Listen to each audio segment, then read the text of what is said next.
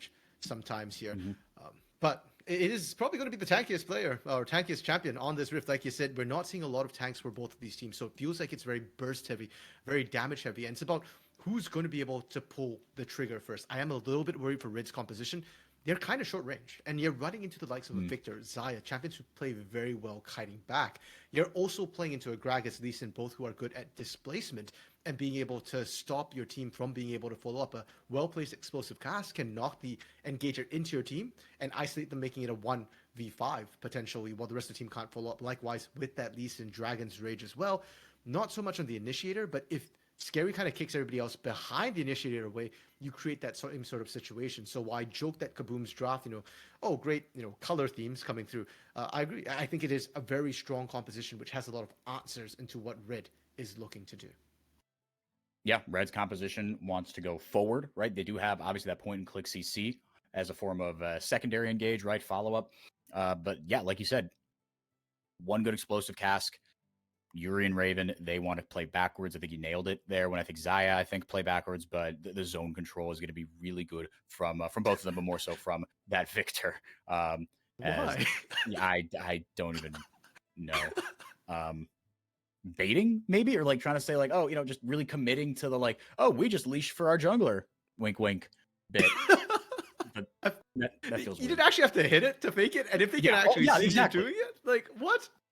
That was an interesting choice. Well, we are seeing in lane, though, why the Rel was also picked up. So Rel Magnet Storm is interesting because once it gets used, Raven can't get out of it even with that Feather Storm. So if you want to dodge it, you've got to be very proactive with that Feather Storm here. And with the Rakan, you can see Giggs is struggling a little bit to try and engage into the Rakan, who can follow up not only on Giggs, but onto Raven as well. And it's looking a little bit, I wasn't sure about this, but it looks like the Rel damage as well might be a little bit higher. So they're not expecting Giggs to be able to win that sort of 1v1 support sort of trade. No, but yeah, exactly. And without level 2, right, that is so huge for both Xayah and Rakan, because at level 2, you get potentially the pullback. At level 2 for Rakan, you get the E, right, to be able to go backwards. Yeah, like if I'm playing Rakan, I don't do anything level 1, because if I go forward, there's no way to get out, right? I can't follow up with a cute, like the thing I do on Rakan if I go forward at level 1 is I lose Guardian. That's what happens. Well, as long as you're not losing your life 4x4, which also can happen at level 1 with these sort of Rakans here. Now, Aegis on the bot side here, not spotted, whereas Scary transitioning across the mid lane looks like he wasn't spotted, but there were pings coming down from Red there. So I assume that he actually did barely get caught, or it could be that the pet showed a little bit. That is something that can happen, and Aegis knows where he is or not. He knows he's bot side, but now with the ward, we'll finally spot it out. Yeah, there we go. Making sure he wasn't on his way out. Then with the ward, we'll see that he was on the Gromp. Able to walk away with that one, no problemo. But Aegis just kind of forced him out of his own jungle, able to grab the scuttle on the bot side.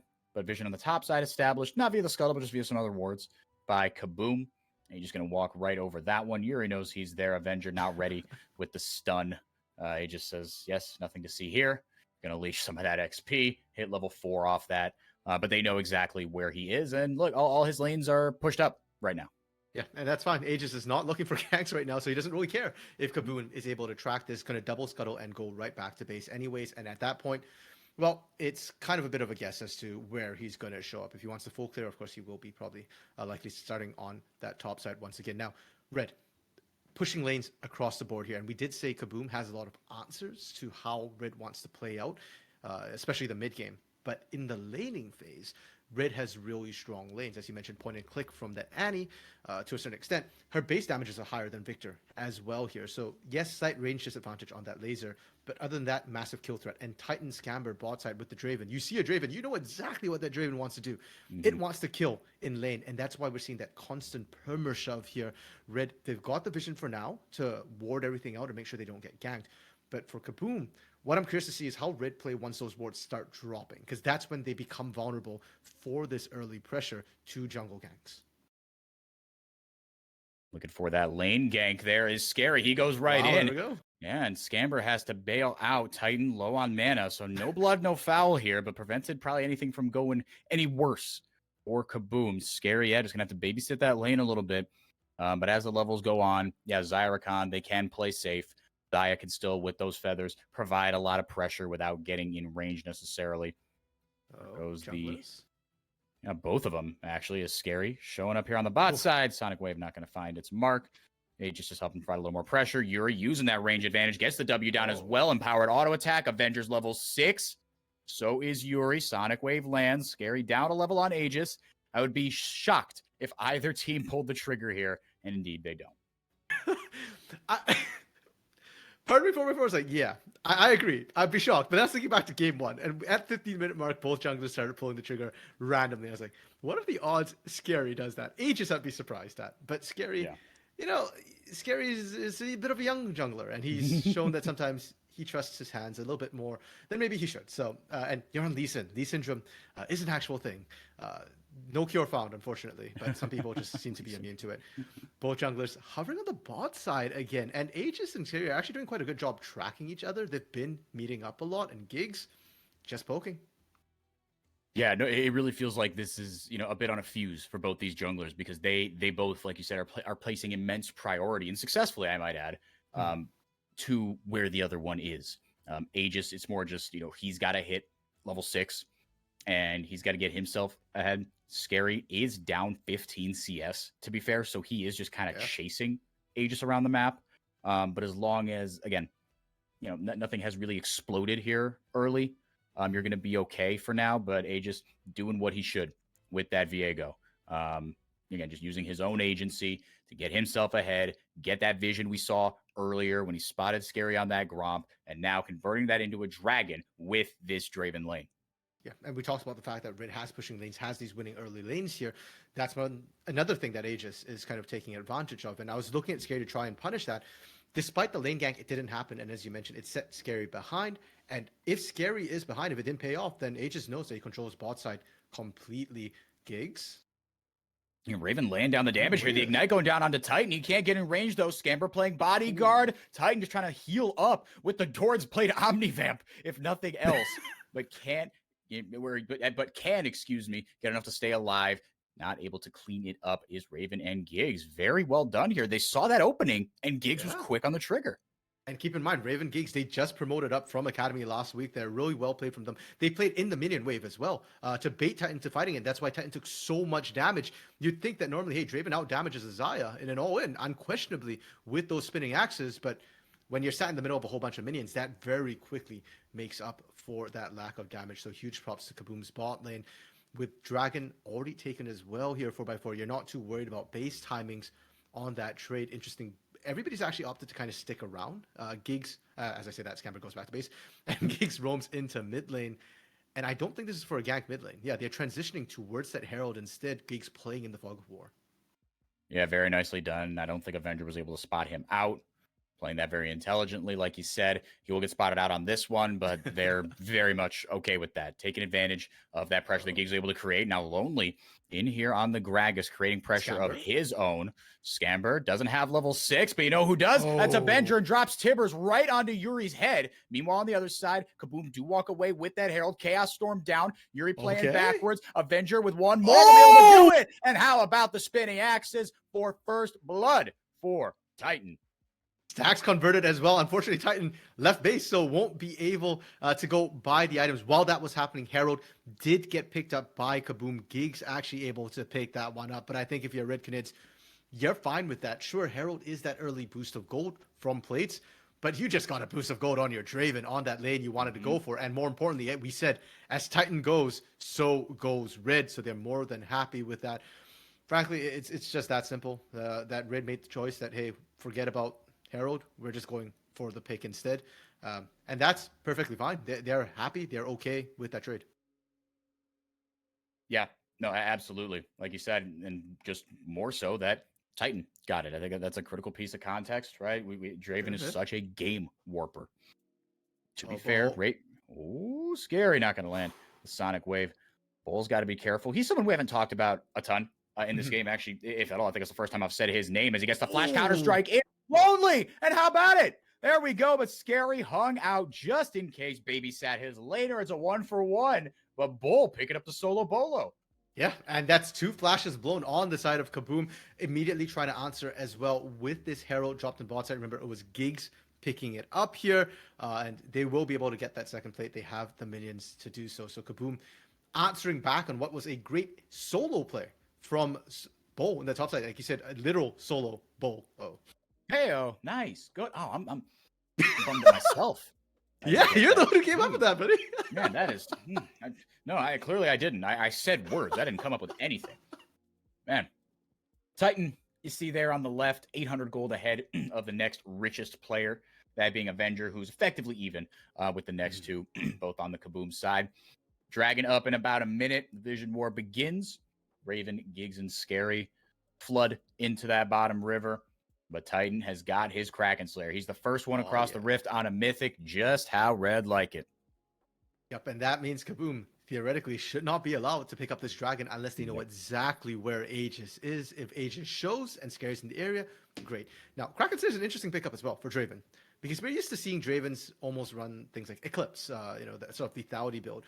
Or if they're running that Noon Quiver build, we often see Immortal Shield Bow. For tankiness, for survivability, you don't need that extra burst from Kraken Slayer.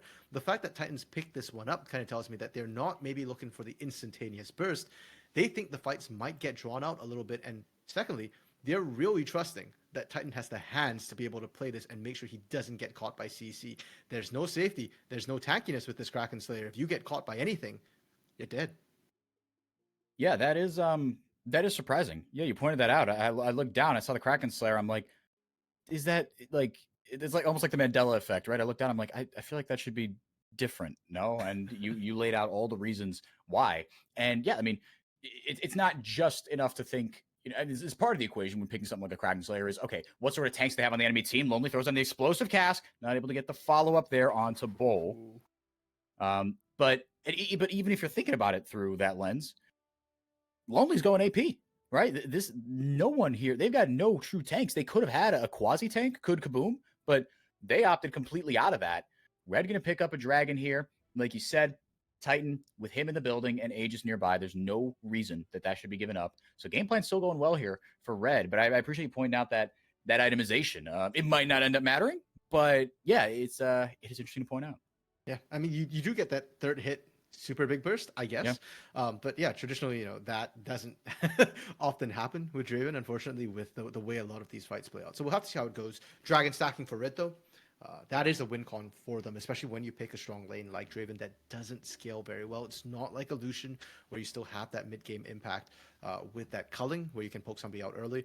No, Draven is all in the early game, so you need to stack those dragons early to make it worth. Now, Chemtech, honestly, the lowest win rate out of all the Dragon Souls here. On paper, it sounds good with the stats it gives. It's combat stats and extended fights. But once again, we're in a game where everybody's really squishy. It's high burst, low health. So unlikely we're going to see the full benefits of that Chemtech Drake or Soul. And again, we mentioned before, it sounds good on paper. In reality, it often doesn't really work. Potential dive being set up bot side as Scary and Giggs are waiting. And Red... they knew it perfectly. Oh, man. Yeah, they had just a disrespectful amount of wards out there, thin that wave with the Whirling Death, his Titan. Yeah, they knew exactly where they were going. I think it's due to that ward placed kind of up there by the mid lane river intersection. Just how many wards are down here? 4x4 from the side it's of so many. It's Four so many wards.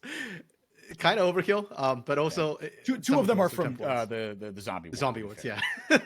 That's fair, but you can see how much pressure Kabum is trying to set up on that bot side, because those zombie wards came from wards that were taken down, or their own wards expiring as well. They really want to shut down Titan. It's not really been working, and for every action, there is I won't say equal necessarily, but there is an opposite reaction. And Red, they are kind of farming up that mid lane a little bit, giving Avenger that space, looking for that potential burst out later on in the mid game. And we're past 14 minutes, so technically 4x4, we are in that mid game where Annie is supposed to shine in team fights. Yeah, sort of like that Lucian, where if you give her an inch, she'll take a mile. With a well placed ultimate. Now, again, with a stopwatch, I don't know if that was a commencing stopwatch. It might have been, but either way, with the Roa as well, CDR boots, this Annie isn't going to hit those big spikes, as big as spikes as we might be used to seeing. But yeah, Red, okay with if this game, keeps on going. It's not like you said, yes, Draven, right? His strength is in the early game. Annie has a mid-game power spike, But with that Rod of Ages, will provide a little bit more in the late game. But Bull is still going to provide a side lane threat. Problem is, I look at Kaboom's composition, and they fight front to back a little bit better, and their damage threats are gargantuan.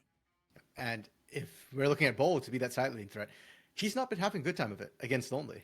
Lonely has been completely outplaying on this top side to the extent that Bowl ended up picking up a call because he recognized that I'm not going to be relevant for the next 20 minutes for the first 20 minutes of the game. And we're at 15, almost 16 minutes 4x4. He's still got 36 stacks on his call. That's how far behind Bowl is right now and how late he picked up that call. So Kabum, they're in a pretty solid state. The one worry I have for Kabum right now is still that dragon stacking, of course. The fact that first two went towards red. Kabum picked up 2 heralds at this point, and they're not exactly ahead in terms of turrets either. They're actually only about even. The top side finally going down.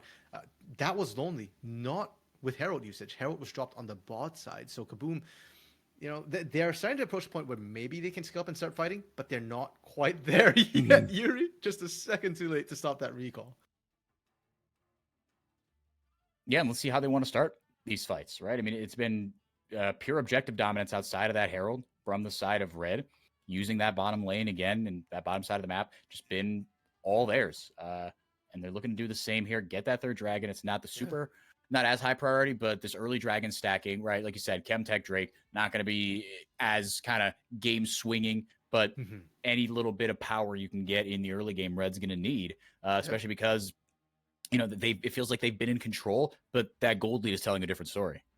Yeah. If we look at items, they're actually fairly even. I think Titan just a little bit ahead in terms of raw damage. Doesn't have the Berserker's Greaves just yet here.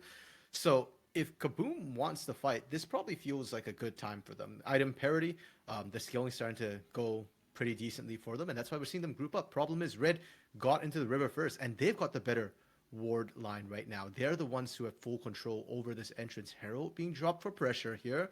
Let's see if Kabum actually just give up dragon for turrets instead. Yeah, Titan using that stand aside to do a little bit of self-peel, but then you see that range that you were talking about in the early game. RMC, big old stun. How about that? Avenger lands a huge source of CC, but the disengage there is really good from Lonely before he goes down. Prevents much else. Kill does go over to Scamber with the Ignite, helping take that down. The Herald is able to crash on that mid-tier 1 for Kabum. It's a 1 for 0, 1 for turret, really, for Red. Yeah, and the big question we had for Red was, how are you going to engage with that range disadvantage? You're very linear. You're playing into so much displacement. It's really, really difficult. And they played that beautifully. Titan's job in that fight wasn't damage. It was bait 4x4, and it pulled Kabum out of position. It let Avenger get in without flash, I might add. Avenger ran in there out of bush. Really well played in Bowl, of course, with that follow-up. They pick up Dragon. They do lose mid-outer, so it's not a perfect play. But if you're Red, you're fine with that. Your goal is stacking, and it's about that vision. They actually saw Avenger on the side. Yeah, I was going to say, sit on a ward. Yeah, they just lost track of it because they were so fixated on Titan and trying to push that mid lane as well.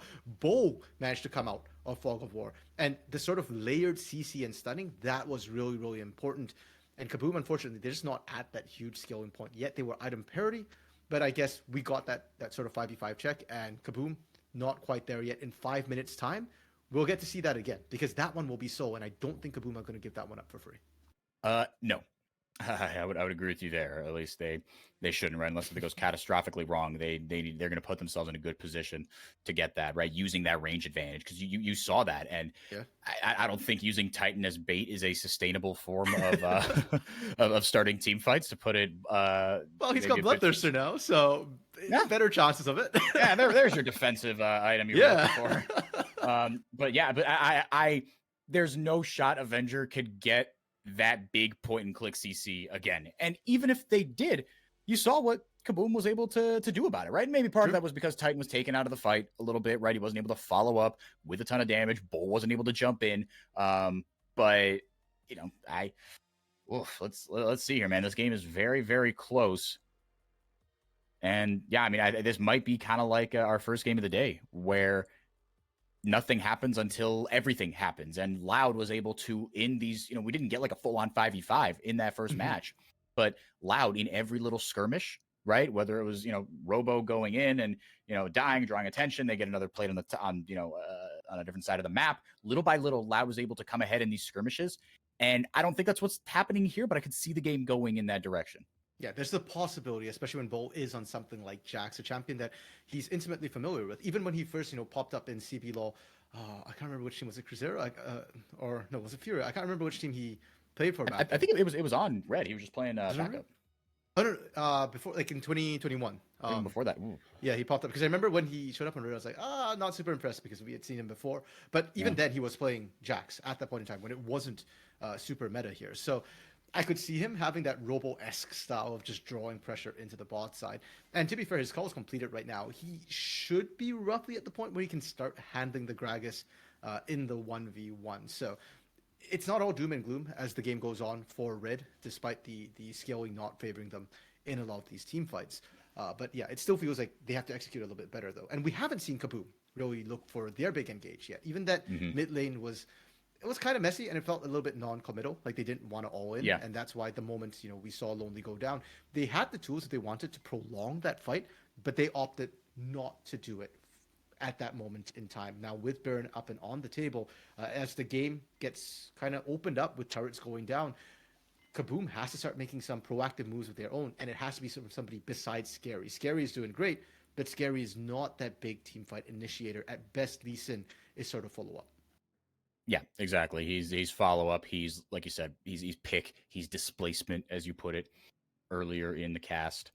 2 items being picked up here now by Raven. That is a huge spike for the Xayah.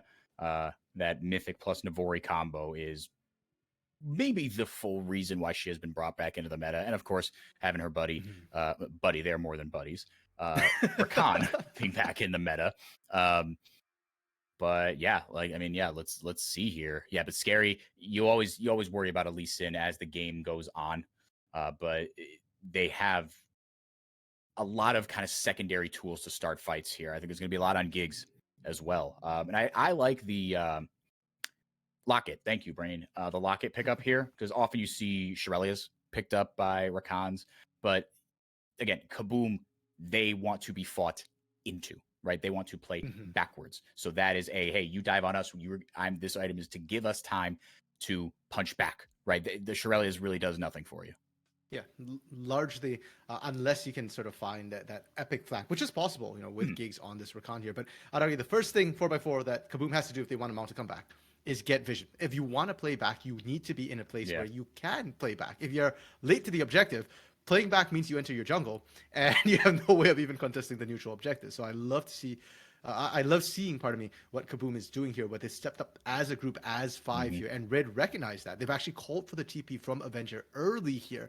They want to make sure they can contest. Dragon is up right now, and Kabum, are they starting it? They've pulled it for now, just to check. Bull was sitting on a ward there, pops the Counter-Strike immediately. Is that the go button for Kabum? The explosive cast goes out, Scamber's out of the fight. Aegis into the front line here. Avenger getting the big old stun. Titan getting the kill onto Giggs there. Bull's in the back line. Aegis with the stopwatch. In goes Scamber with the ultimate. Raven able to get more time with his own ultimate, laying down the damage onto Scamber. Kills being traded back and forth. 80 carries and mid laners grabbing the kills. It's 2 for 1 in favor of Red, and now they have wrested control over the river. But Scary's dead 4x4. Red, their jungler is still up here. I'm surprised they're just kind of peeling off of this instead of just committing to this. Kabum can't really look to contest. And look at Titan as well, 4x4. Good Lord. Untouched throughout that fight. Meanwhile, he was allowed to pump out damage. We had Sit, the Kraken Slayer means they're looking for kind of extended fights where they feel like Titan can just outplay.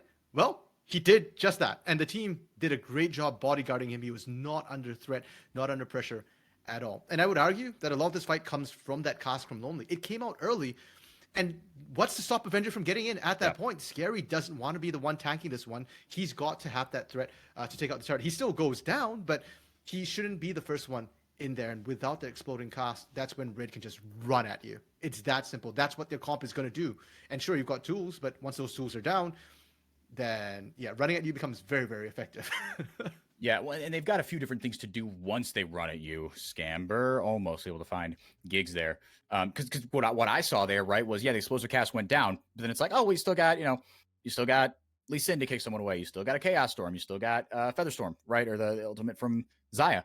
Those things it wasn't like Red just kind of threw all their chips down immediately, right? It was the anti-stun and then wait another piece of disengage out. Okay, there goes Scamber with the ultimate. And then Raven had to in turn use his ultimate defensively, right? There are a lot of tools, and Red, I think, partitioned them out well in that fight.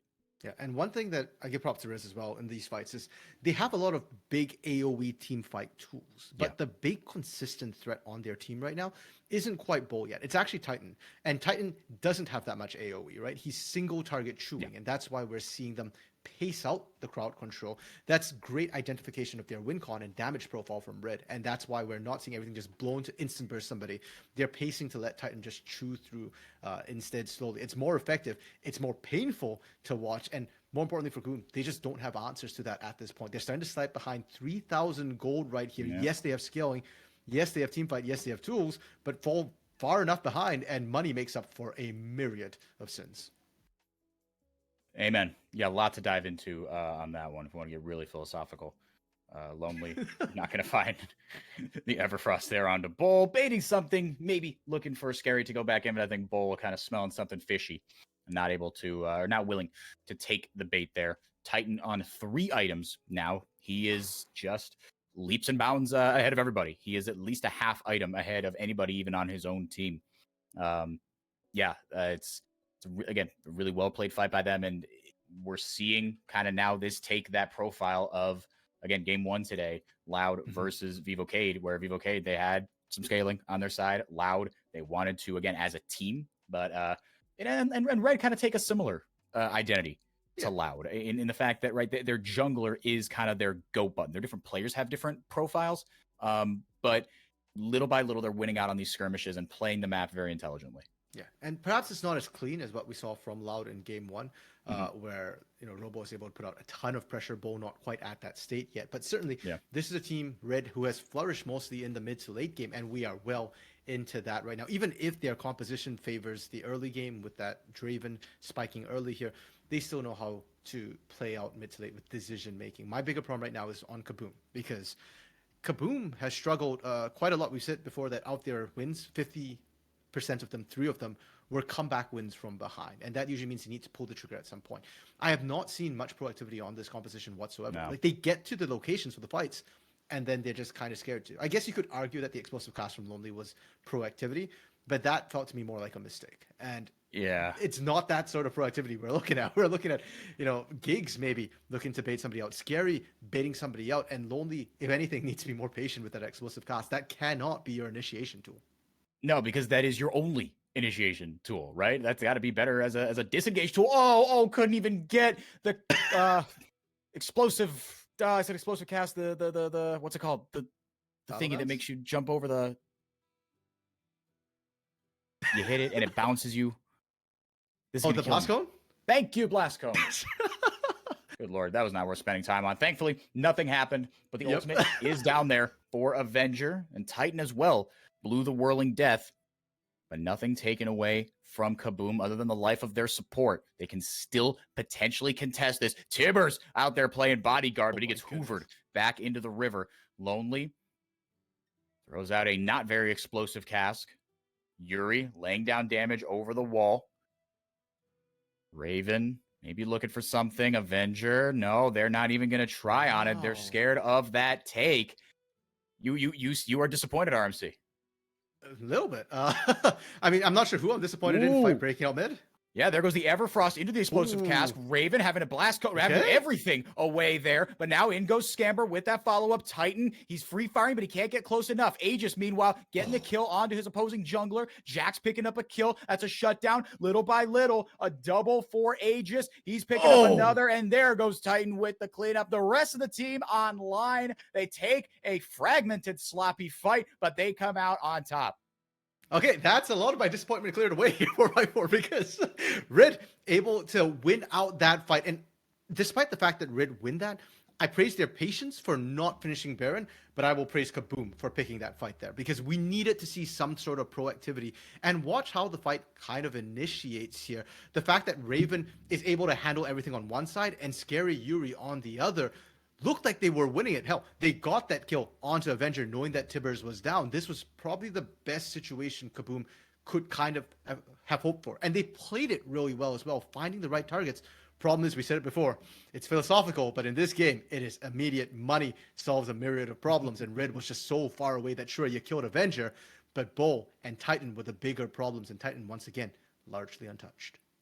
And Aegis just chewed through this late game Lee Sin, really not doing anything, right? And then and the barrel was so much better from Lonely, right? Because he got it. He locked Titan was a little too far forward, right? Again, you see the range of the composition coming into play here. He was a little too far forward, gets locked up by the Everfrost. Bam, there goes the explosive cast. But Bull was right there to say, okay, look, I'm going to take your AD carry out of this fight so he can't chew through mine. Lonely getting a big old shield there from the Seraphs. And how about Aegis coming online? And there goes Bull into the back line, just beating the dickens out of Raven. Thankfully has the ultimate up again, but it's not enough because this team wants to run at you and they are sprinting it down your throat. Another dominant fight for Red. They are running away with this one, getting a Baron out of it, getting a tower out of it, and more.